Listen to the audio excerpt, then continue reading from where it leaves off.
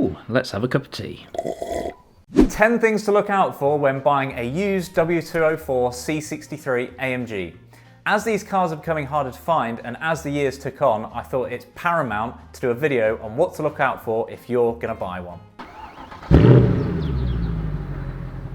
If you ask me, the W204 C63 is the perfect blend of class and muscle, which I don't actually think Mercedes have managed to recreate since.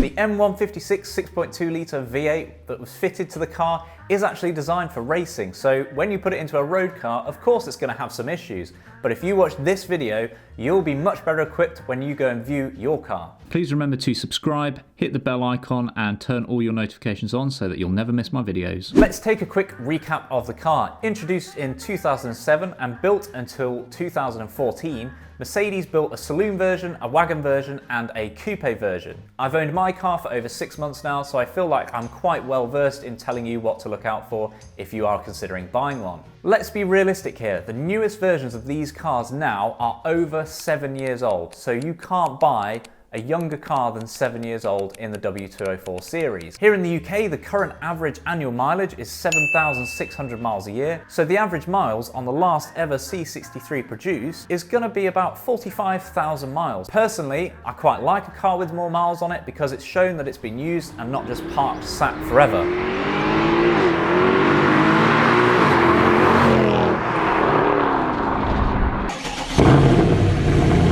As this car is all about the engine, let's look at some of the issues. It's an over-square design with 102.2mm bore and 94.6mm stroke. It's got dual overhead camshafts and it has 4 valves per cylinder. Here's the cam cover. It covers the camshaft, hence the name. The seal between this and the cylinder head can leak. The first you'll know about this is when you have white smoke coming from the engine bay from the oil burning on the manifold.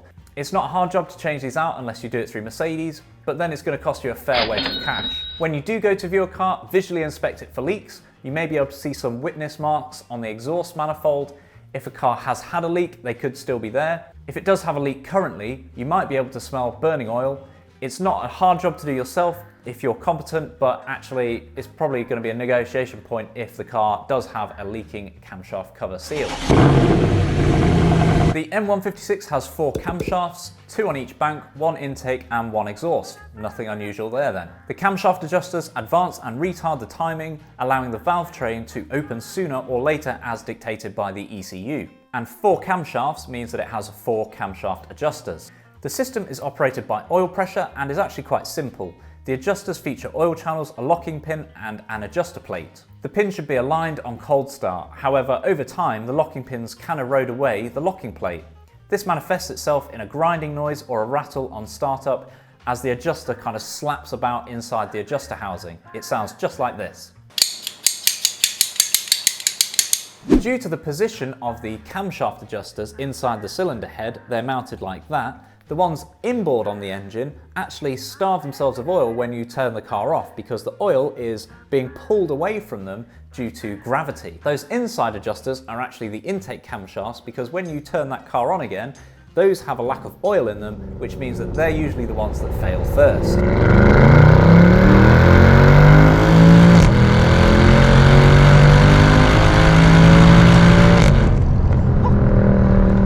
The M156 is fitted with hydraulic lifters, and that means that the lifters fill themselves with oil, and over time the spring inside the lifters can squeeze out that oil when the car is sat still, meaning that when you start it, there is no oil inside that lifter, meaning that it can't do its job properly. If left unattended, the cam lobe will eat through the hydraulic lifter.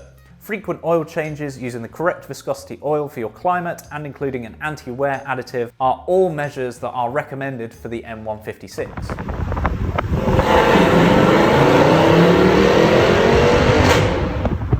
All of the pulleys on the M156 engine are actually plastic.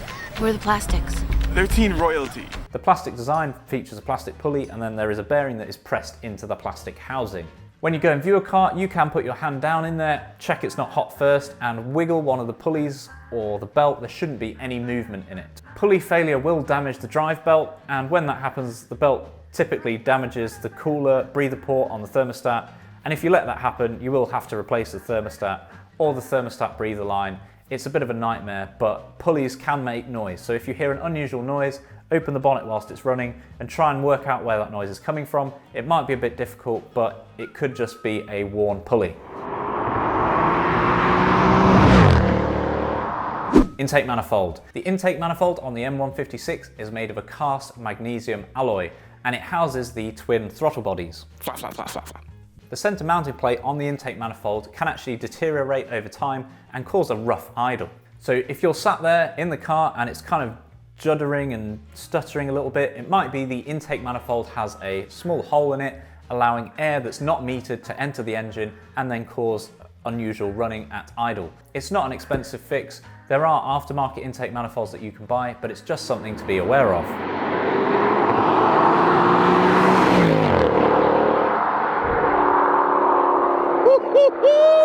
Engine mounts. As the M156 is quite a large engine, because it's 6.2 litre V8, it does weigh quite a lot, and that's 200 kilos dry. It is inevitable that at some point the engine mounts are going to wear out. Now, you can tell a bad engine mount because it looks like the engine is trying to get out of the car.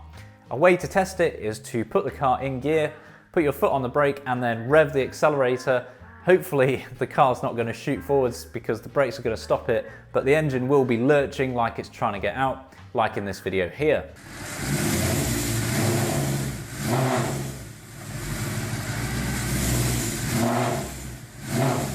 Now personally, I wouldn't recommend doing this if you don't own the car, because the person that actually owns the car probably isn't going to be very happy with you doing that. Luckily though, engine mounts aren't a difficult job. They sound really intimidating, but they're not actually that bad because you can jack the car up, take the trays off underneath, and they are quite easily accessible on the M156.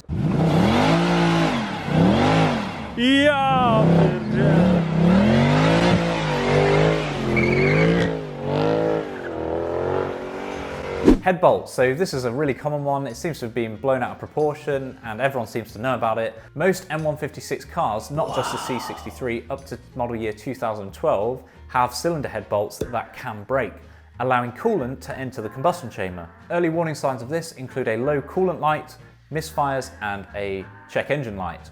The cutoff for engines not affected by this design flaw is 60-06-0658. So if you want to be sure that your car doesn't have this issue, you either buy a 2012 and onwards car or you check that the engine number on the car that you are buying is after that sequence. Realistically, most of these would have been fixed by now, so if you are buying a pre-2012 car, either check the number or go through the service history and make sure that the headbolts have been changed.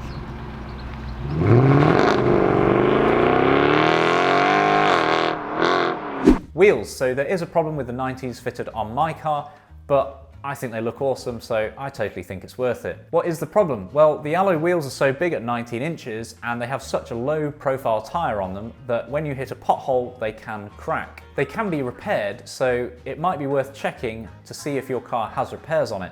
How do you do this? Well, you put your finger behind the alloy wheel and you feel the gap between the actual outside of the rim and the spoke. You might be able to feel a raised section if the car has had a welding repair on it. Otherwise, you might also be able to feel like a tiny hairline crack, and that means that that wheel is going to need replacing. Cars that do have cracked rims tend to have a puncture almost instantly, so you can be fairly confident the car that you're looking at doesn't have a cracked wheel, but it's still worth checking. And because we're at that section of the car, I think it's also worth mentioning about the wheel bearings. Now, the C63 is capable of huge speeds, so that means that the wheel bearings come under a huge amount of stress, like in any performance car. It's not just down to the C63, BMW M3s, M4s, Audi RS4s, RS6s, they all suffer from wheel bearing issues. Because if you think about a fast car going around a corner, the load on the bearing is absolutely huge. So there's nothing in particular to look for with the C63, but when you're on your test drive, just keep an ear out for some humming noises or vibration that changes when you turn around a corner. Again, it's not the end of the world. You can get someone to replace it or replace it yourself with a hydraulic press. It's not that expensive to do, and it is just going to be one of those maintenance items on a performance car like the C63. Moving on to the interior.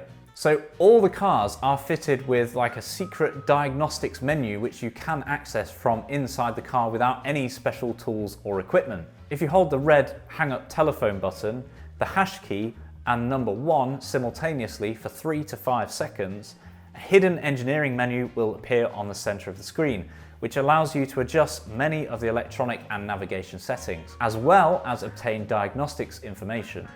From here, you can see if the car has had any faults logged. For instance, my car had a new ECU in 2013 at 3,000 miles. I've got no idea why, but I would not have known that if I hadn't known about this secret menu. Squeaky Dashboard. Now, this is an issue that my car has suffered from, and it's a known issue with C-classes of this era. Yeah. And you can hear that little rattle that started today as well. Is it? It's like it's up here somewhere. To that effect, I'm really surprised that there isn't actually that much information on it online. And I did make a video because my car suffered from it, and that should be on the top right hand side of your screen now if you'd like to go and watch how to fix that. The dashboard rattle comes from the instrument cluster, and it's where all the pieces of plastic touch together. It tends to be worse when there's a temperature differential, so either cold inside, hot outside, or hot outside, cold inside. The plastics just expand at weird temperatures, they rub together and they squeak and rattle all the time, and it's really frustrating. It's not a hard fix, like I said, I made a video on it how you can do it yourself, but it is something to look out for. Don't be deterred if it has a squeaky dashboard, because loads and loads of these cars suffer from them. Creaking or popping roof. Now, the only cars that I'm aware are affected are the panoramic roof cars on the coupes like mine. There's such a huge piece of glass here held in by bolts that can slacken off over time. Sometimes when you go over a large bump or an uneven piece of road, the roof can make a crack or a popping sound, which is really frightening, but the actual cause of it is just some loose bolts. So you're going to need to take the headlining down of the car and tighten the bolts up, because over time they do slacken off. It's not a crazy expensive fix, and you can do it yourself if you have some time and the right trim tools. I'm guessing if you go and take it into a dealership, they are going to charge you a lot of money to do it, because it is going to take a few hours. But don't be completely put off if you hear a cracking, creaking or popping sound coming from a panoramic roof car, because like I said, it's not the end of the world. The W204 C63s are one of a kind, they're a dinosaur. They are really actually quite reliable for the performance, the refinement and the luxury that they offer. And I personally believe that they're going to be a future classic. I think a lot of people are seeing that now, which I'm really pleased with. The values have slowly started increasing in the UK, and I think they just will do that indefinitely, because there's never going to be anything like this ever again on the roads. Thank you very much for watching. I hope to see you in the next one. And I've run out of tea, but cheers. See you soon.